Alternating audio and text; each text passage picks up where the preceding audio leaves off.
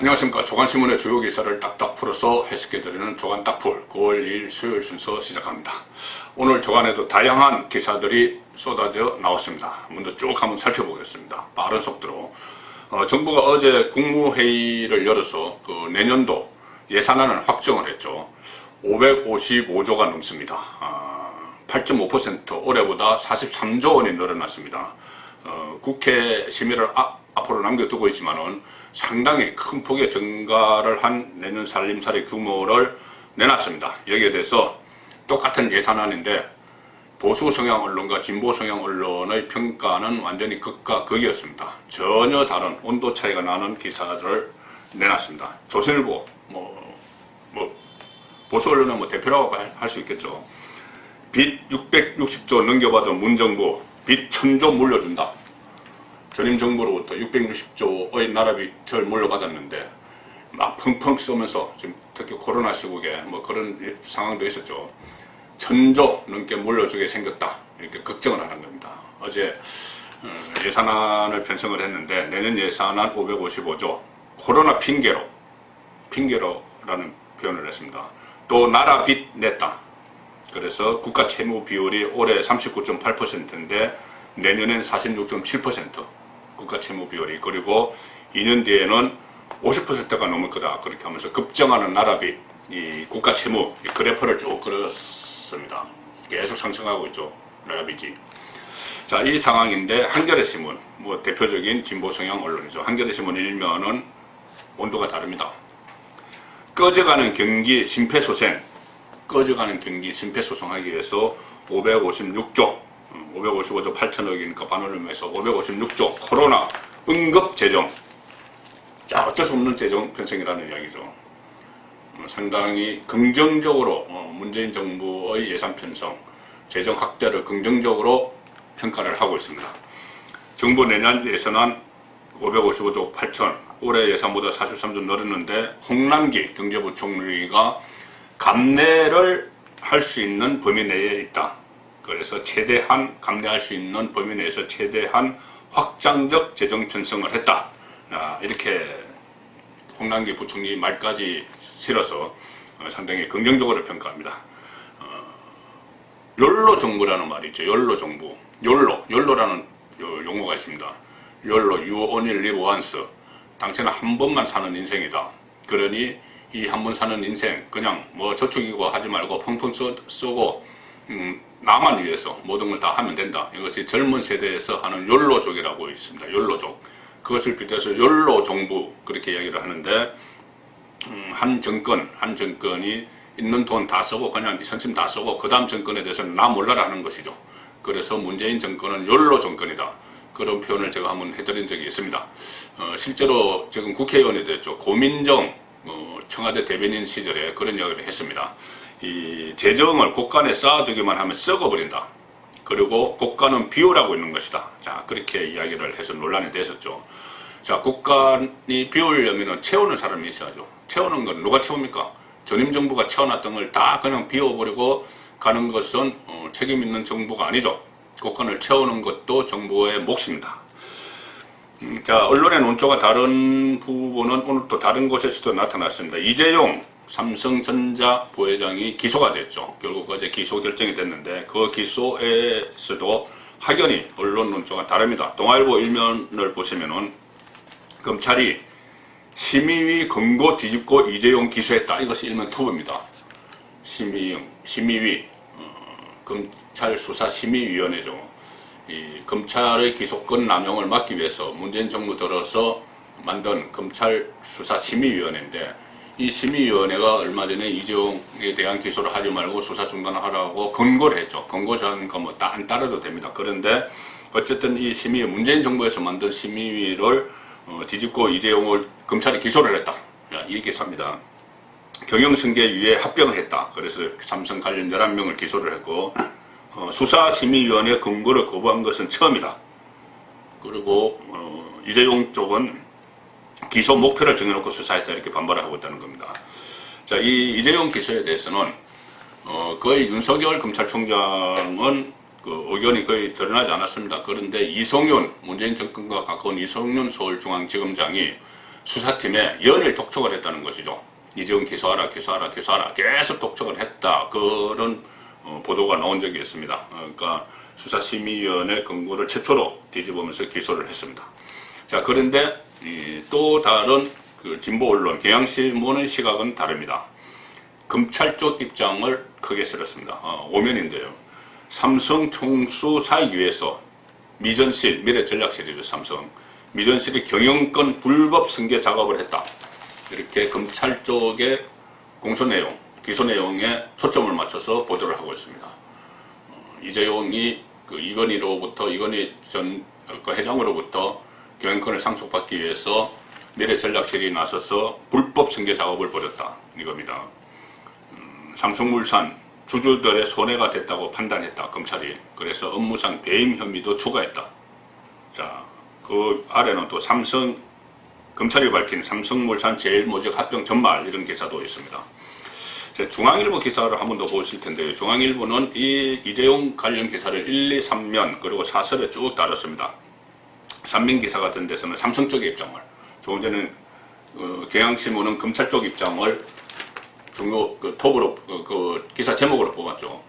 그런데 중앙일보는 삼성 쪽 입장입니다. 검찰 이재용 부회장 기소라는 목표 정해놓고 수사를 했다.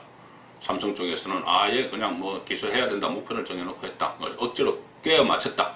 그 이야기죠. 이재용 국정농단 재판에 70차례나 출석을 했다. 그동안 이재용이 박근혜 정부 시절에 같이 연루가 됐죠. 70차례나 출석을 했고 경영 공백으로 대규모 투자가 제동에 걸렸다. 이런 중앙일보 논조입니다. 삼성 사법 리스크 장기화 우려가 된다. 재판이 길어지면 정상 경영 힘들어진다. 이런 얘기를 했습니다. 아시다시피 중앙일보와 삼성은 특수관계죠. 과거에는 삼성이 중앙일보를 만들었고 지금은 뭐 지분이 분리됐다고 해도 혼맥으로 사돈 관계, 그런 관계입니다. 그래서 다소 삼성의 우호적인 삼성의 입장을 더 앞세우는 그런 기사가 나왔다고도 볼 수가 있겠죠. 과거에 어느 언론사에서 뭐 설탕과 인공 조미료를 만드는 그런 업체를 같이 가지고 있었는데, 그때 그 신문에는 절대 인공 조미료가 몸에 해로울 수 있다거나 설탕을 많이 먹으면 나쁘다, 뭐 이런 기사 절대 나온 적 없습니다. 뭐 물론 그것까지 제가 중앙일보를 연결시키는 것은 아니고, 이 중앙일보를 비롯한 보수 언론들은 상당히 그런 지적을 합니다. 이렇게 글로벌 기업, 대기업을, 그리고 고용 창출이나 국가 경제 발전에 많은 공을 세우고 있죠.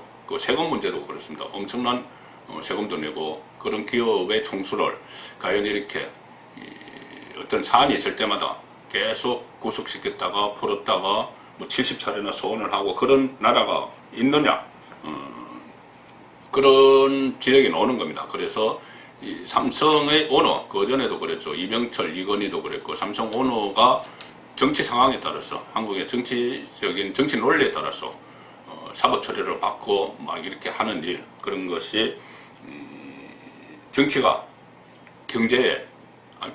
정치에 휘둘리는 그 상징적인 일처럼 돼버린 그런 상황을 꼬집는 겁니다.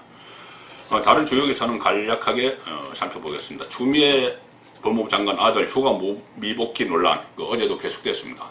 한 언론에서는 이 이야기가 나올 때마다 법사위가 파행을 하니까 추미애 아들은 법사위 파행 버튼이다, 뭐 이렇게까지 표현을 했습니다. 그 다음에 통합당이 사연임 제한 폐지, 그러니까 어떤 국회의원의 특정 지역구에서 사연임을 하는 것을 제한하겠다고 했는데 그것은 결국 반발에 의해서 폐지를 했다는 기사고, 김종인 미래통합당 비대위원장, 그리고 이낙연 신임 민주당 대표, 이 두 사람이 어제 상견례를 했는데 각 신문에 상징적인 사진을 하나 실었습니다. 이낙연 대표가 김종인 비대위원장에게 거의 90도로 이렇게 인사를 하는 사진입니다. 40년 전부터 인연이 있었다고 그랬죠. 민정당, 이낙연 동아일보 기자가 민정당 출입할 때 민정당 전국구 의원이었던 김종인 당시 의원이 무슨 특종을 줬다, 뭐 그 이야기인데, 그래서 40년 인연을 강조하면서 이렇게 90도로 고개를 숙였는데, 실제로는 어느 쪽이 상전인지는 다 아실 겁니다. 그리고 반가운 소식 하나 중앙일보 일면에 나왔는데, BTS 방탄소년단 쾌거 한국 가서 첫 빌보드 싱글 1위 K-팝 새 역사를 썼다. 중앙일보는 일면 사진으로 게재를 했습니다. 자, 중요한 뉴스는 거의 다 제가 전해드린 것 같고, 오늘은 한교안 이야기가 새롭게 나왔습니다.